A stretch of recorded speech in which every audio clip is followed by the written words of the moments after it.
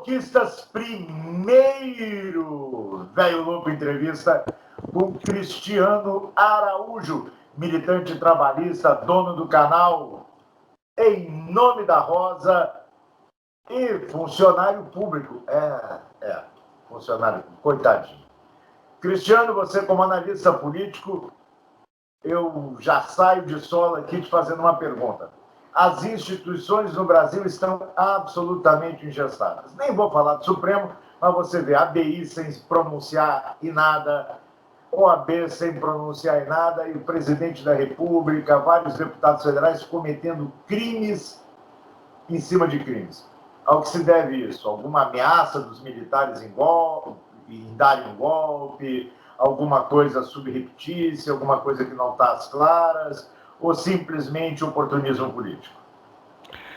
Bom, então, né, primeiramente, boa tarde, né, e vamos reduzir um pouco, né, o analista não, né, analista é uma pessoa bem estudada, muito bem informada, né, na verdade eu tô aí aprendendo, sou mais um palpiteiro, né, mas, cara, realmente, né, essa questão das instituições, ela tá bastante preocupante, né, a gente tem visto aí que para tentar eu acho até que, para a gente ser até mais objetivo, eu acho até que o oportunismo acho que tem falado mais alto, né? O pessoal tem buscado uma certa preservação, até porque a gente sabe, né, que a pauta principal para o Congresso, para o governo Bolsonaro, é a pauta econômica. O legal é a gente vai lá e afasta as excentricidades, né, que o Bolsonaro dizia antes.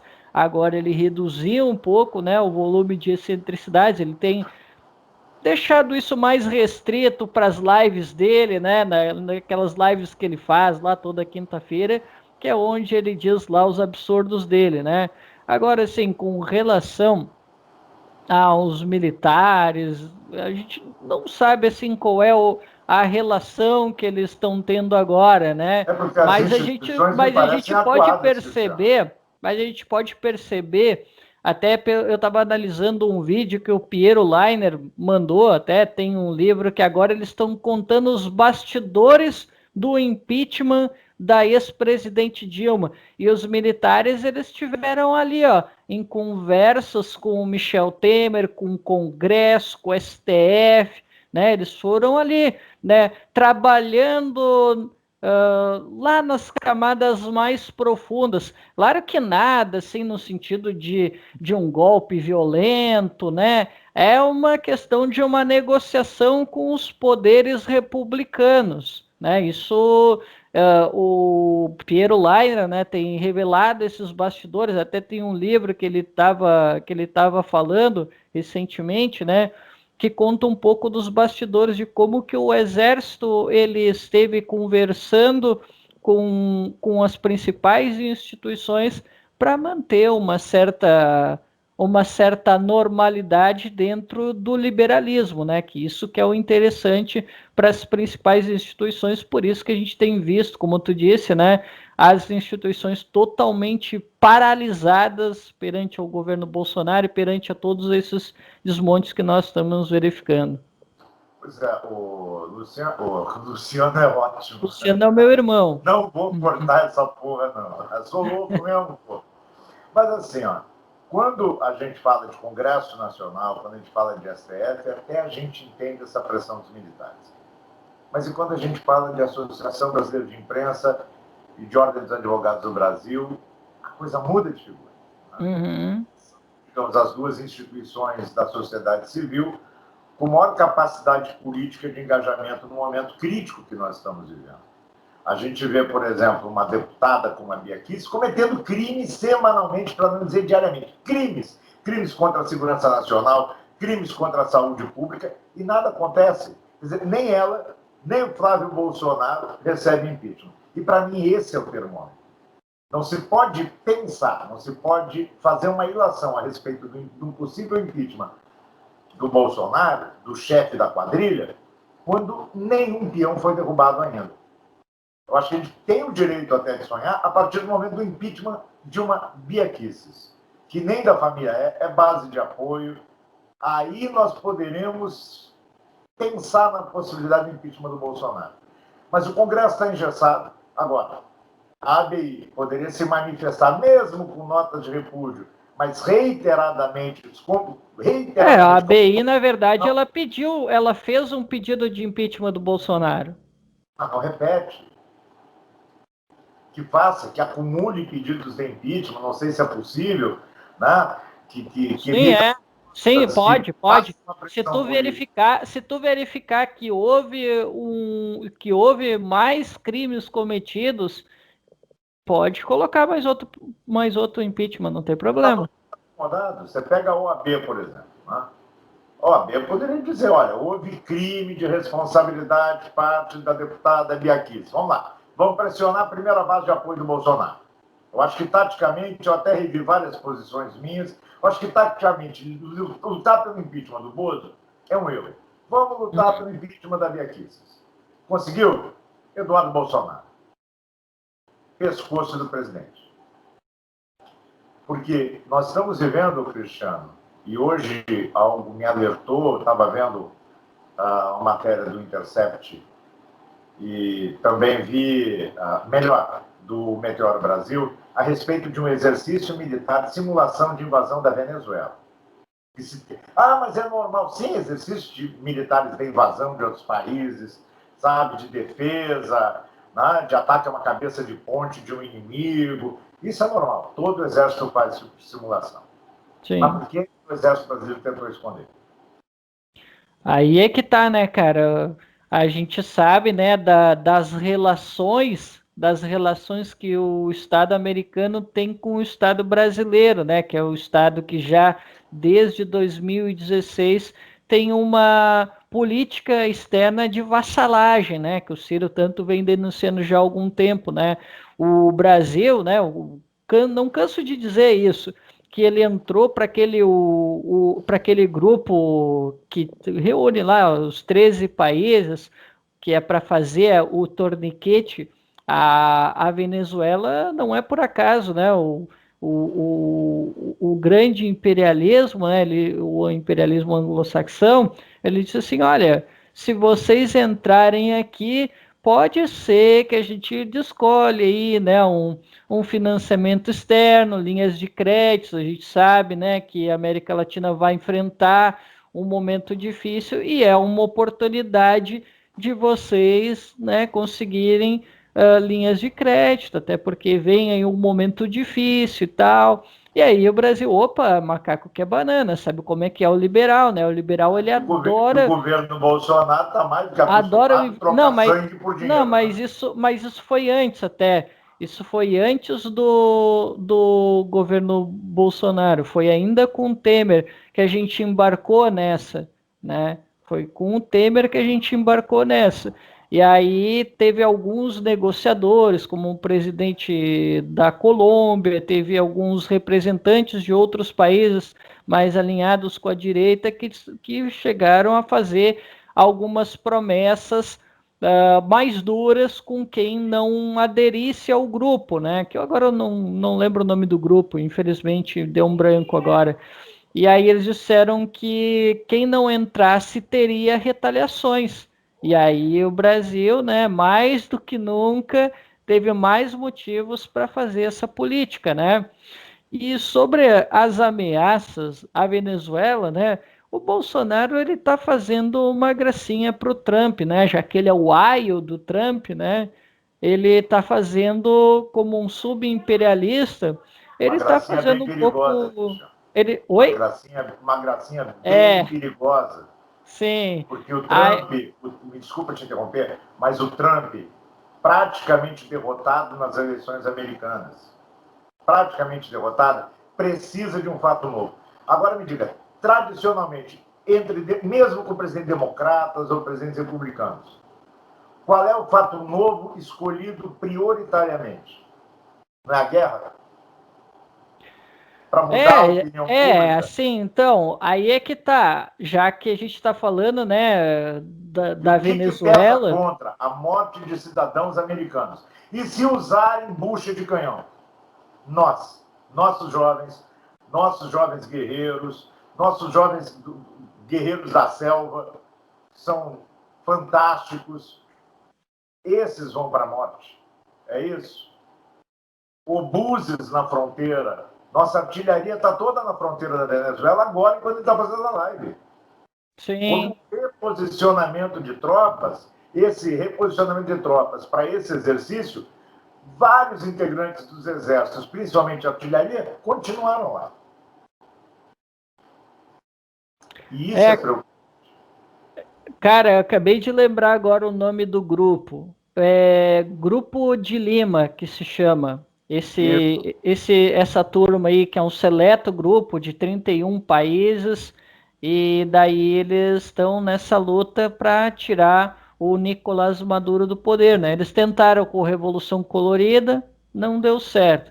Eles tentaram com sanções econômicas, que já vem numa política já desde 2013, não deu certo, né? Bloquearam bens, assaltaram o pouco que a Venezuela exporta para fora, né? Nada tem dado certo. Inclusive, agora, recentemente, eles até tentaram um ataque com soldados irregulares. E aí descobriram que eles tinham relação com a oposição venezuelana e eram, né, soldados rasos americanos, né? Então os caras já estão começando a fazer a guerra tradicional, a guerra convencional, já que não está dando certo, né? O caminho, como disse ali no vídeo, né, é a guerra. Não, mas, é o último recurso. É a segunda Baía dos Porcos que naufraga.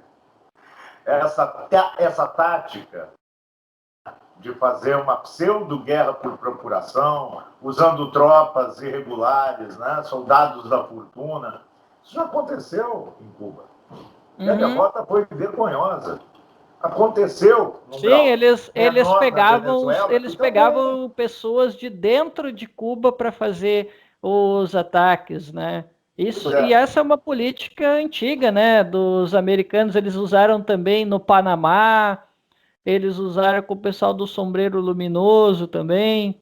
Isso daí é uma tática bastante velha deles na Nicarágua, né?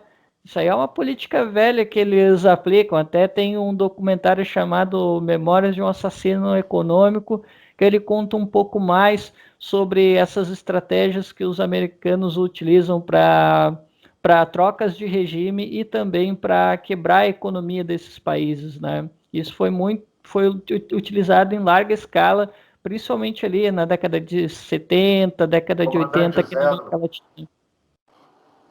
Comandante Zero na Nicarágua.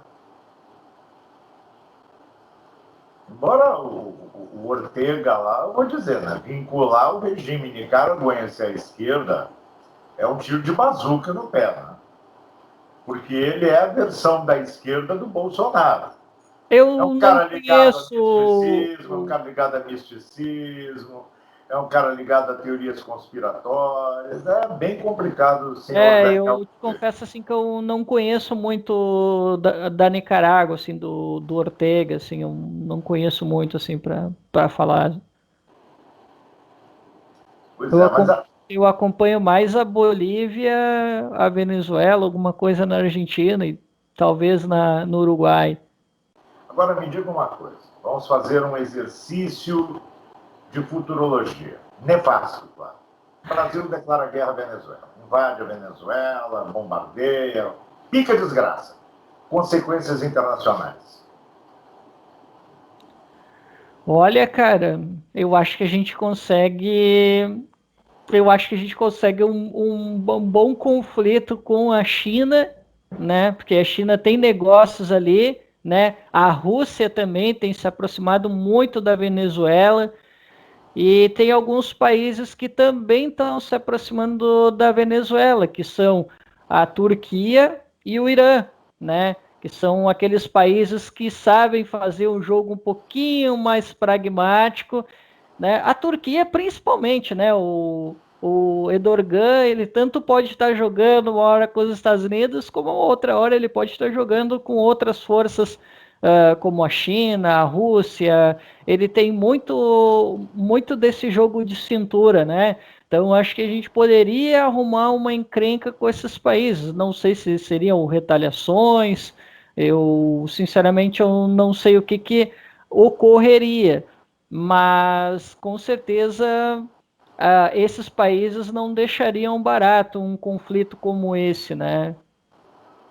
Eu acho que também é um tipo de sanção por parte da Comunidade Econômica Europeia, né? É previsível isso. É que é Não a é Venezuela, né? tão É, claro, é que é mas a de qualquer maneira. Venezuela. Não sei, todo mundo está contra. Tanto é que a Venezuela, quando ela se safa de alguma sanção econômica, de alguma coisa, geralmente é por um placar muito apertado. Há um certo consenso na comunidade europeia de que realmente tem que mudar o regime, que o regime eu estou usando só por linguagem que eles falam, tá? Porque eu não trato como regime, eu acho uma bobagem isso. E eles têm uma certa ideia de que realmente tem que mudar mesmo, que não dá mais, o Maduro tem que mudar e tem que aplicar sanções econômicas mesmo, sabe? Tem que colocar eles contra crimes contra a humanidade. Eles fazem de tudo, né, cara? Eles já tentaram de tudo contra o Maduro, né? Tentaram até colocar ele agora no Tribunal Penal Internacional. E não adianta de muita coisa. Né? A gente sabe que é mais por forma do que por qualquer outra coisa. E Bolsonaro também foi acusado no Tribunal Internacional de Haia, o que não dá em nada. Ninguém vai entrar no Brasil para prender o Bolsonaro e levar para lá e ninguém vai entregar o Bolsonaro. Então é bem complicado isso. E Porque até. geralmente são crimes muito específicos para o cidadão ser julgado. E geralmente ele é julgado só depois que ele saiu do poder. Eu acho que o último Geralmente. a ser julgado foi o Milosevic, né? Ou eu estou enganado? Não, teve mais. Mas, Não, teve mais. não, julgado, condenado e cumprindo pena, para deixar mais claro. Né? Você pode Ah, tá. condenar. Foram condenados alguns líderes africanos, por exemplo, mas, pelo que eu saiba, nem pegaram o sujeito. Então é complicado isso. Porque eles sempre acham por aí porque sim, eles sempre acham por aí um nazista vivo e daí toma. Aí o cara toma. Ou sei lá, eles acham um líder, ou sei lá, eles acham um líder comunista por aí, vão lá e toma. Sabe? Eles sempre acham alguém, sabe? Mas realmente, assim, de destaque mesmo foi o que tu disse mesmo, que eu até esqueci o nome dele. Como é que é o nome Slobodan dele? Milosevic. Slobodan Milosevic, né? Sim, ele até foi inocentado depois, né? Eu lembro que faltou provas, porque ele tem uma longa discussão, né? Uns dizem que ele cometeu suicídio, outros dizem que ele pode ter sido assassinado. Aí sabe como é que é, né? Daí tem teoria para todos os gostos. Mas o fato é que realmente, depois que o cara morreu, fizeram uma investigação e disse: não, cara, era inocente. É, mas assim, o Cristiano, então a gente está fazendo um esquadrinhamento do futuro do Brasil através do futuro do governo Bolsonaro. Questão das instituições paralisadas, primeiro tópico. Segundo tópico, a questão de uma possível agressão militar à Venezuela. Terceiro tópico, fuga de capitais estrangeiros do Brasil, a maior da história. O Brasil hoje tem a segunda pior moeda do mundo. Não, é a Já foi, primeira. É a primeira. já está em último Já é. lugar no caso, né? Sim. Já ultrapassando o que era o quê? Zimbábue, sei lá, uma república africana. A Uhum. pior moeda do mundo, a moeda mais frágil do mundo. Coisa que os argentinos devem estar rindo, né? Porque a gente conseguiu vencer, né, essa batalha pela pior economia do mundo. A economia brasileira está em frangalhos. Ainda não é, claro, a pior economia do mundo. A economia argentina é extremamente mais frágil que a nossa, mas, olha, politicamente, quem dizia que o PT ia levar o Brasil a ser uma Venezuela é quem está levando o Brasil a ser uma Venezuela, enfraquecendo as suas instituições, ameaçando de golpe, cometendo crimes diários. Agora, por que a Dilma caiu? Caiu por conta da crise econômica. Será que essa, Cristiano, não é a grande chance do Brasil de se livrar da família Bolsonaro? Uma crise econômica sem precedentes? Por quê? Eu acredito que ela está se avizinhando. Todo dia vem matéria de fuga de capital, de fecha a fábrica aqui, abre na Argentina. Olha o capitalismo preferindo a esquerda. O capitalismo prefere qualquer lugar onde ele possa se desenvolver. Uma empresa que é lucro, que é um pingo de estabilidade política. E a Argentina, que é politicamente instável há décadas, tem mais estabilidade para uma Renault, para uma Ford, que o Brasil. Qual é o futuro da nossa economia, Cristiano? Olha, cara, a julgar pelo que a gente tem visto, né, pelas ideias do governo, né, olha, a gente vai ter um triste fim, eu acredito. Inclusive, até tem alguns economistas, como por exemplo o professor José Luiz Loureiro, né, ele falou que o Brasil ele nunca se recuperou daquela crise de 2014, 2016, e se continuar nesse caminho nunca vai se recuperar, porque nós temos, o Enio, um projeto foi aprovado no governo Temer e que vem sendo seguido pelo Bolsonaro e pelo Congresso, que é a PEC dos gastos. Não se mexe na PEC dos gastos, mesmo que haja uma pandemia, que todos os estados nacionais estão fazendo investimentos, o governo brasileiro ele se exime de fazer maiores gastos. Ele faz um gasto aqui, mas ele está sempre preocupado com manter a política de austeridade, né? E aí não é só eles, a própria mídia corporativa, isso eu estava falando ontem lá na live com o Noé e com o Lucas, a própria mídia corporativa sustenta o discurso da austeridade, do respeito ao teto de gastos.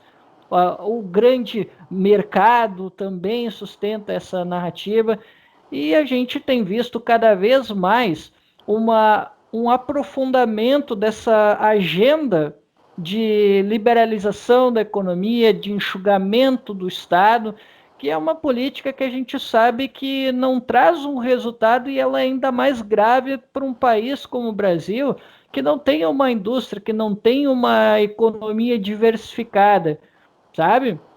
Então, já que tu tem uma economia muito pobre, olha, cara, a tendência é de que a gente cada vez mais veja essas reformas liberalizantes entrando e pesando contra o trabalhador. E se a gente não tiver uma mudança de um governo, tiver uma perspectiva melhor e uma oposição realmente inventiva, olha, a gente realmente vai passar por um cenário bastante complicado. Com esse governo não tem como a gente imaginar algo que vá melhorar, muito pelo contrário, a gente deve ter uma piora. Pode ser que alguns cenários, até porque sempre, independente do cenário econômico, sempre há alguns setores que acabam se beneficiando, né? Sempre tem, mas no total a gente acaba vendo que, na verdade, a gente está cada vez mais vendo a queda do trabalhador brasileiro caindo, a gente está vendo o nosso patrimônio público sendo vendido, e quando esse patrimônio público ser vendido, a gente não vai ter essa receita para sempre. A gente vai vender e deu, cara. E aí a gente não vai mais ter essa receita. Está em frangalhos. Claro, cada vez. Destruída. Ótimo que tu tocou nisso. Importando gasolina, importando gás de cozinha, importando tudo, as refinarias. Eles estão fazendo de tudo para eles estão fazendo de tudo para destruir as refinarias E mais, cara, eles estão. Olha a malandragem que eles estão fazendo, Enio, para que eles não precisem passar pelo Congresso. E olha que isso aí teve aval do STF, A tá? subsidiária, né? É a questão das subsidiárias, né? Que eles estão criando subsidiárias para ir fatiando a empresa e entregando aos poucos, que aí não precisa passar pelo Congresso. E aí, né, meu amigo, eles vão desmontando. É foda. E aí é isso, né, cara? Tu tem empresas, às vezes, de excelência, como a própria Petrobras, que já foi, né, um orgulho nacional, a Embraer, que ontem mesmo, né, na TV Jovens Cronistas, o Fausto Oliveira estava lá falando sobre nós mantermos a Embraer nacional, mas o governo ele faz de tudo para buscar ofertas para vender uma ilha de excelência no Brasil. É assim que, infelizmente, a coisa tem funcionado no Brasil, Enio. Quando nós temos empresas de excelência, empresas que a gente pode trabalhar e desenvolver, quem sabe diversificar o mercado daquela companhia, o pessoal pensa em vender essas companhias. E aí, meu amigo, quando tu vende companhia, tu vai estar remetendo lucros para o exterior. E aí tu não forma capital nacional. E olha, Não. Enio, Ah, se tu for procurar na literatura, não precisa ser nenhum especialista, mas, cara, se tu não tiver uma formação bruta de capital nacional, nenhuma experiência na literatura mostra que um país se desenvolveu com o capital dos outros. mas é assim, ó, Cristiano, esse neoliberalismo, ele é composto por dois pesos, duas medidas.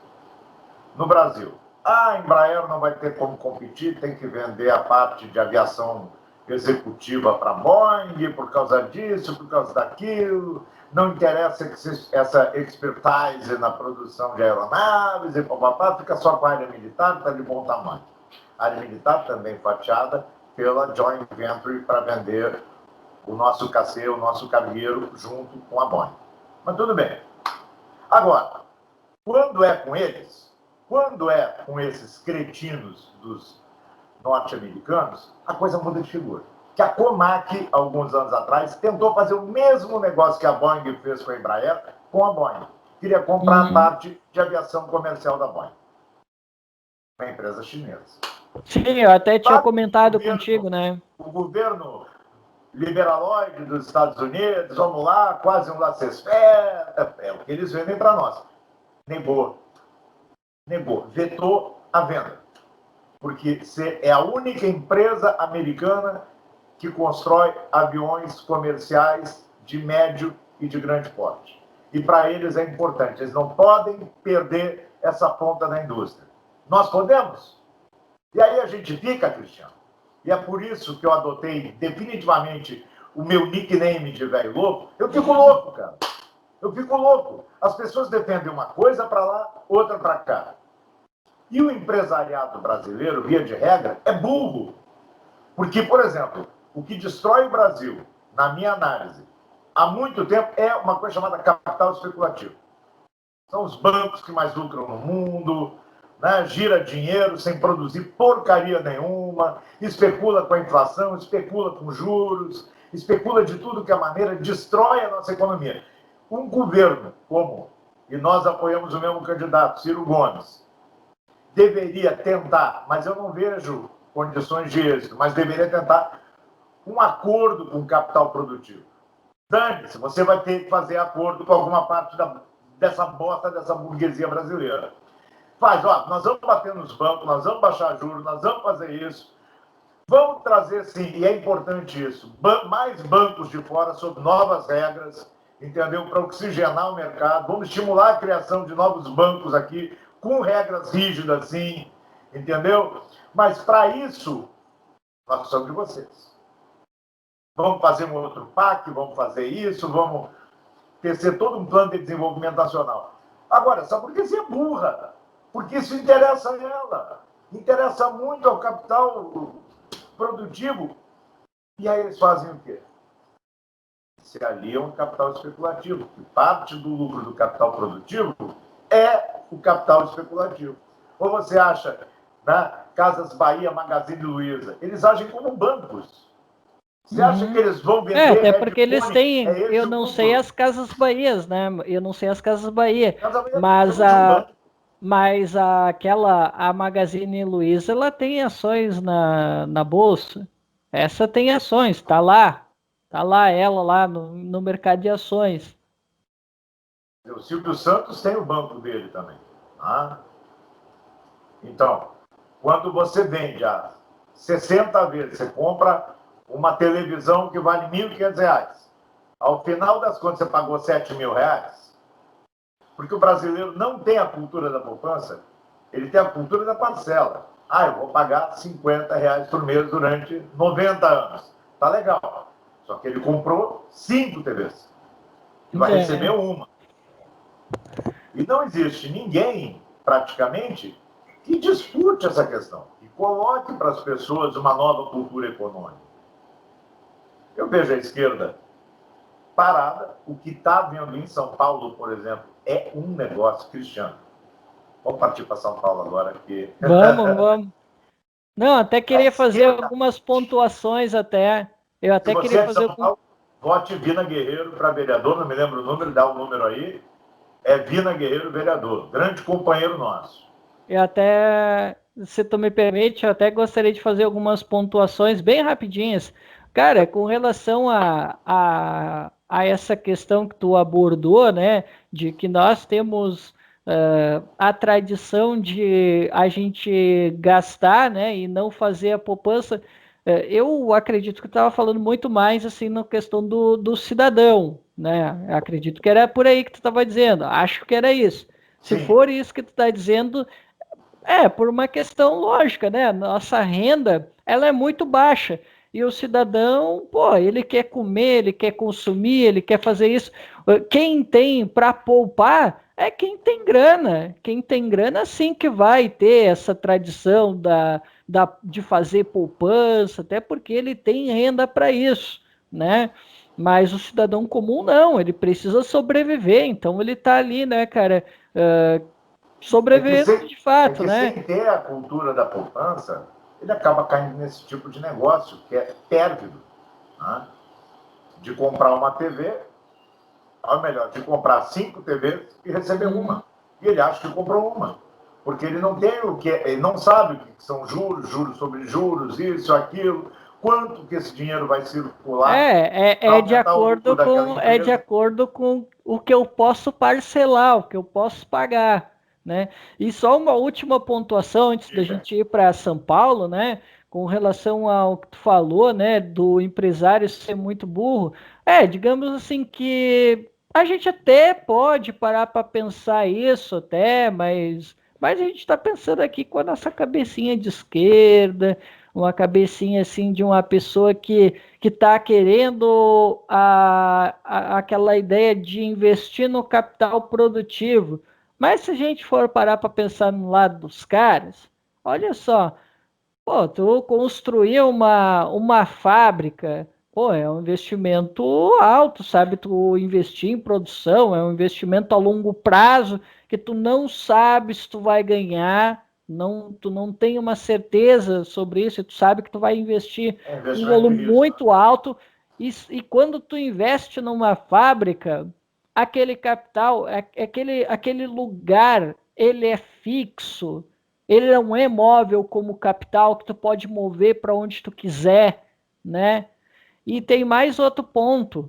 Por que que o empresário, ele, principalmente essas federações, confederações, tipo Fiesp, Fiergs e não sei mais o quê, por que que esse pessoal eles estão alinhados com a agenda do governo e por que que eles preferem ou o mercado financeiro ou aquilo que está pronto? Porque assim, velho, convenhamos, a nossa burguesia, o pouco que existe da galera que ainda faz investimento, que ainda está na produção, o que eles querem é o que eles sempre fizeram, que é comprar de fora. Por isso que eles querem taxas baixinhas, né? Que eles querem desburocratizar, aqueles papinhos que eles sempre utilizam, né? Aquela retórica, porque eles querem continuar fazendo o que eles sempre fazem, que é comprar de fora para vender aqui. Eles querem funcionar como uma indústria maquiladora. O que acontece é o seguinte, querendo ou não querendo, o PT criou toda uma série de consumidores, né? Ou seja, ampliando o poder. Mesmo assim, aquela crítica nossa eterna de não ter criado cidadãos e sim consumidores. Mas mesmo dentro dessa ótica de ter criado consumidores, né? Olha, estimula a indústria, estimula o comércio. E a direita, mesmo com o PT servindo a ela, como lacaio, durante 13 anos, quis derrubar Dilma. Que aprovou tudo, até a lei antiterror, que é um absurdo, ingessa boa parte dos movimentos sociais. Para que derrubar Dilma? Se até o projeto de poder do PT servia a burguesia, mas assim, ó, alta costura, não é prêt-à-porter, não. Sob medida, em todos os níveis e em todos os graus. É por isso que eu digo que há uma burrice também residual, e fiz uma salvaguarda dizendo que boa parte do capital produtivo também investe no capital especulativo. Vamos para São Paulo, Cristiano? Algum outro apontamento? Fica à vontade. Não, vamos para São Paulo sim. Então, São Paulo, o que a gente tem? Um candidato com uma boa margem, perdão, né? Um bom índice também fica irônico, mas enfim, de rejeição, mas com real capacidade de ganhar as eleições, que é o Guilherme Boulos. Nós temos um candidato, e aí eu vou fazer uma crítica ao PDT, apoiado pelo PDT, mas que sonha com Bolsonaro todas as noites, o que é uma coisa muito complicada apoiar o seu Márcio França. E nós temos o PT terminando de dividir a esquerda. Não vou falar de PSTU, PCO, porque aí também vira comédia, né? A questão aqui, ao menos nessa entrevista, não é fazer comédia. Eu faço nos outros vídeos para vocês. Qual é a tua análise? O Boulos tem condições de vencer, porque, na minha análise, é a única alternativa da esquerda. Sonhar com o Márcio França é meio delirante. E, aliás, o PDT está muito delirante em São Paulo, cometendo o mesmo erro que a gente cobra do PT com relação à campanha do Ciro. Com você. Bom, então vamos lá. Então eu já vou começando discordando, tá? Bom, eu acho que o Boulos ele não tem chance. Eu acho que isso é só um fenômeno que a pesquisa tem mostrado agora, mas essa reprovação que ele tem agora, ela deve aumentar, até porque a gente sabe que existe todo um preconceito contra o Boulos, né? A campanha contra ele deve aumentar, né? Deve aumentar a campanha contra o Boulos. E eu, particularmente, eu não vejo ele com potencial para assumir uma prefeitura com essa envergadura toda como São Paulo. Eu acho que ele não vai ter chance. Agora, com relação ao Márcio França, que é o ponto polêmico, né, que eu acho que é o ponto mais polêmico, eu, particularmente, eu apoio o Márcio França, cara. Eu apoio o Márcio França porque nós temos uma aliança nacional com o PSB. Nós estamos construindo uma aliança nacional com o PSB, no qual aí está o Márcio França e o vice dele é o Antônio Neto, tá? E nós temos outras capitais do Brasil que também estamos fechados com o PSB, perfeito?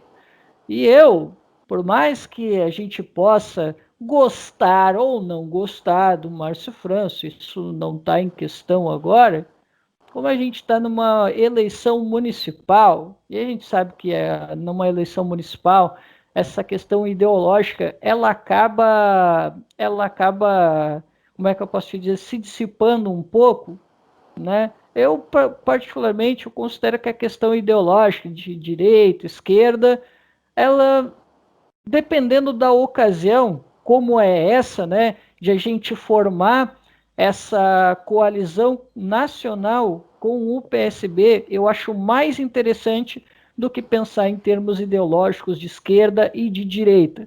Até porque, se nós queremos construir um projeto nacional de desenvolvimento para 2022, nós precisamos construir uma base.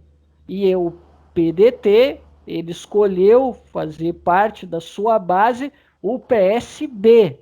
Por isso ele está fazendo essas alianças nos estados, justamente para ele buscar uma base social. Porque se não tiver uma base social com prefeitos, com governadores, com partido, né, energizado para vir junto, cara, não adianta ter boas ideias, não adianta ter PND, não adianta ter politização, que isso não vai adiantar nada. Não adianta ter as boas ideias e tu não ter uma base social. E se tu tiver um PSB, tu tem chance de conversar com a rede daqui a pouco, que já é mais chegada na gente. Daqui a pouco, não sei, um partido de centro quer conversar com a gente, não sei, o Avante.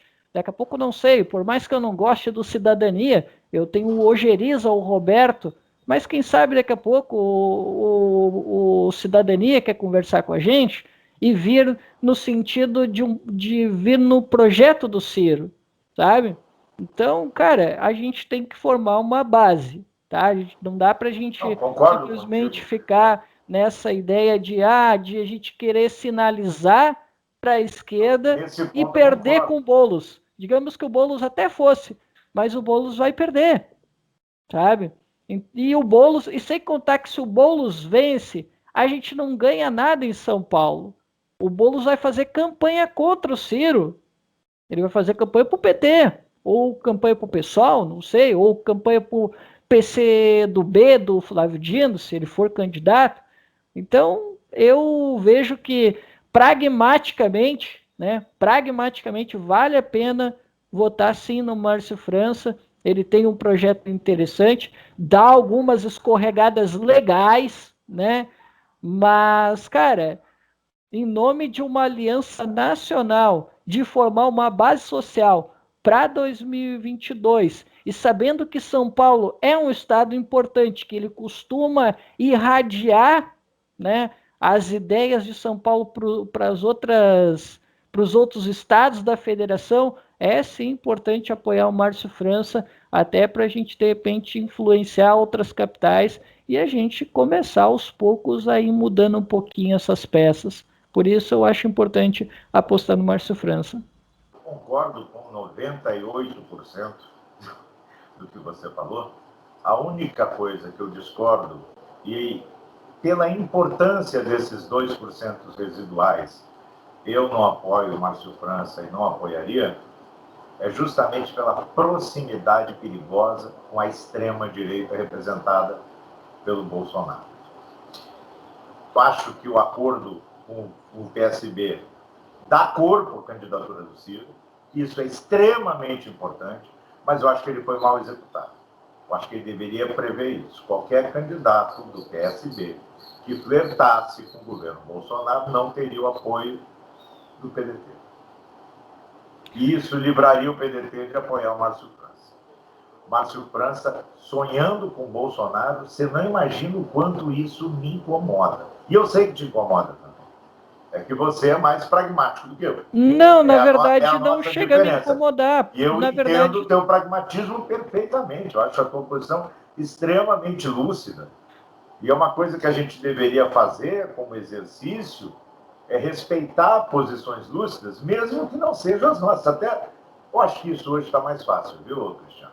Com tanto posicionamento político delirante, admirar alguém que pensa diferente, mas de maneira lúcida, está ficando mais fácil. Eu acho que esse jogo democrático, ao menos entre nós, não entre nós dois, mas entre as pessoas do nosso campo político, né,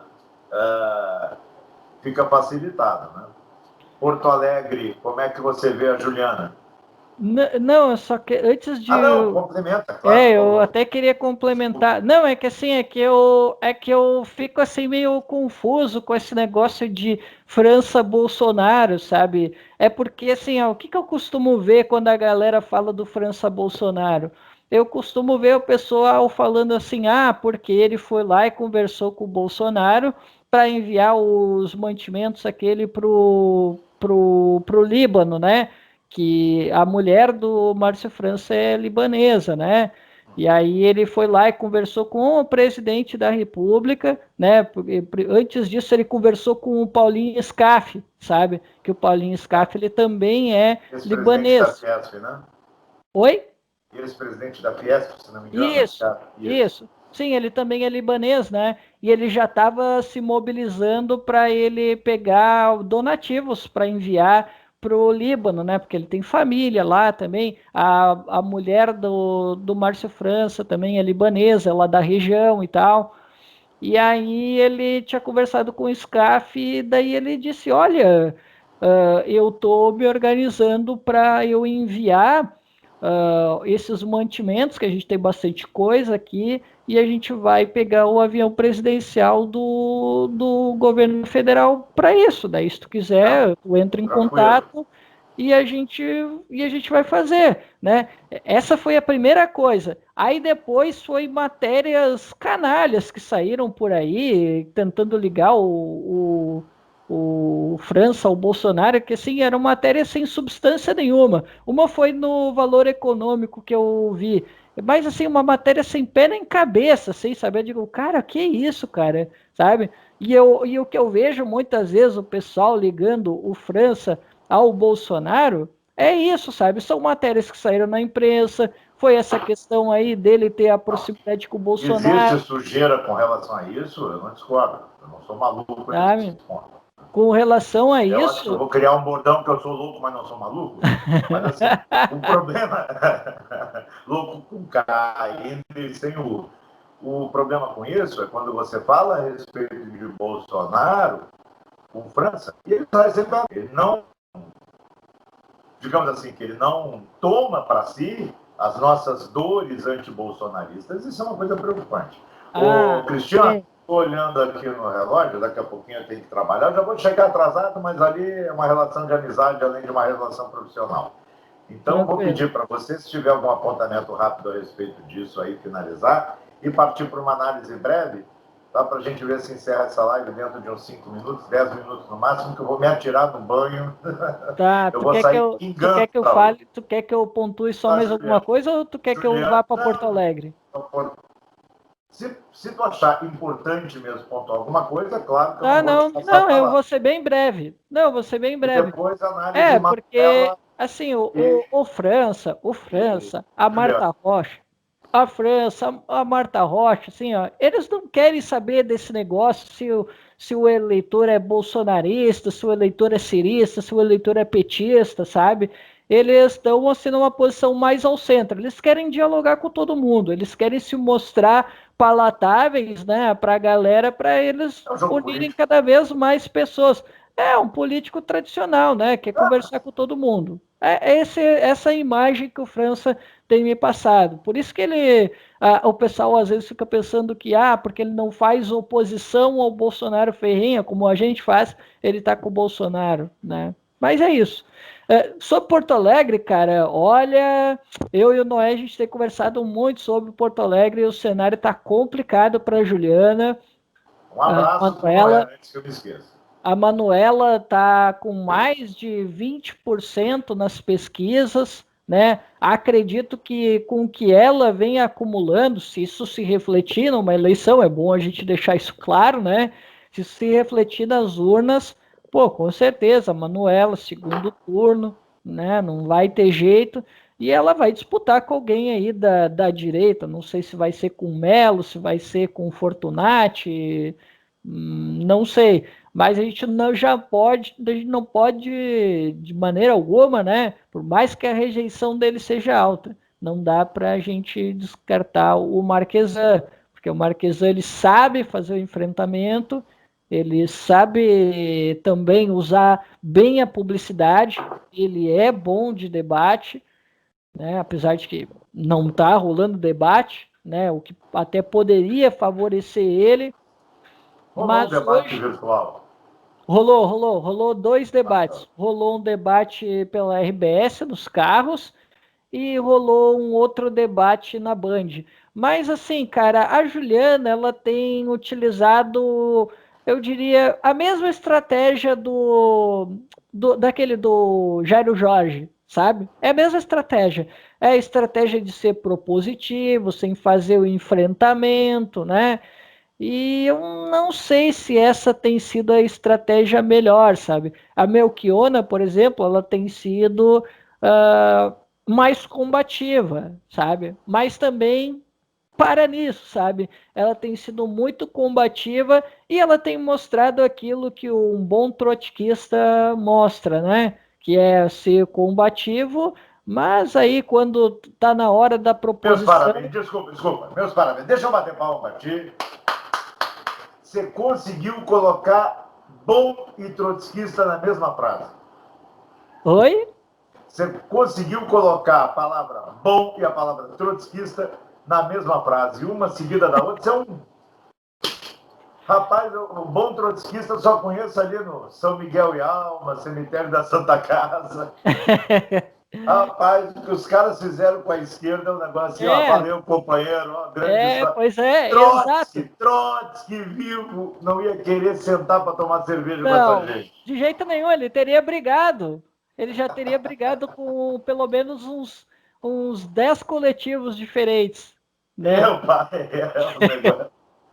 Mas, cara, e aí é aquilo. Daí, como ela não, como um trotskista, né? Ela não tem nada para apresentar, ela vai para a pauta moralista. É isso que tem sido a Fernanda Melchiona. A gente até tava tirando sarro dela. Pô, e eu gosto dela, né, cara? Acho ela, Puta como quatro. deputada, pelo menos, né, muito combativa, muito propositiva, mas para executivo, pelo menos aí na campanha para Porto Alegre, é só moralismo, sabe? É que eu A tô gente tem longe, né, colocado Cristiano? aí, a gente tem colocado aí que ela é o DN de miçanga. Aí eu fico triste mesmo.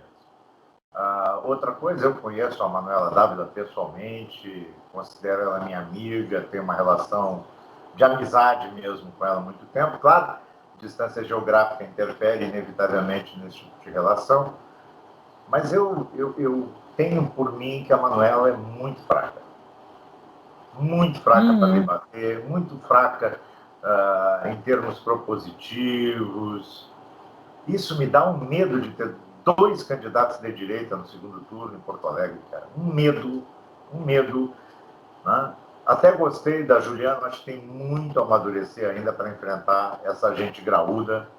Então, com os dois principais candidatos de esquerda, com tantas fragilidades, né? Em termos de, não estou falando nem de política, estou falando de enfrentamento. E com uma terceira candidata, que é Melchiona, com outras limitações, para encerrar essa entrevista, eu só posso te agradecer enormemente 1 milhão de vezes, Cristiano. Qual o prognóstico que você tem para Porto Alegre? Quem tu acha que está mais encaminhado para ir para o segundo turno? E no segundo turno, eu chego a tremer aqui. Quem é que tu acha que leva? Olha, cara, então, assim, seria um exercício de adivinhação, sabe? É porque tem aquela questão ali, né? Pesquisa versus a realidade, né? E aí é difícil de apontar. Eu, sinceramente, assim, também acho a Manuela limitada, sabe? Eu não confio que ela vá conseguir chegar ao segundo turno, por mais que ela esteja com uma na pesquisa, ela está bem e tal, mas a gente sabe que nem sempre confirma o que está na pesquisa. Então, eu acho que a gente vai ter sim dois de direita, tá? Minha aposta, Melo e o Marquesan. Minha aposta. Melo e Marquesan. Melo e Marquesan. As duas últimas vezes que eu fui a Porto Alegre já era Marquesan prefeito. Eu vou dizer uma coisa. Que cidade descuidada. Muito, cara. Abandonada, suja. Não é nem tanto a limpeza urbana, mas é entulho para tudo que é lá. Entulho, prédio caindo, a economia de Porto Alegre degringolando. Meus amigos de Porto Alegre, nas poucas informações que eu tive, pouco contato, da última vez eu praticamente fiquei internado na casa da minha filha, que há muito tempo eu não via, né? Com a minha filha, com meus netos.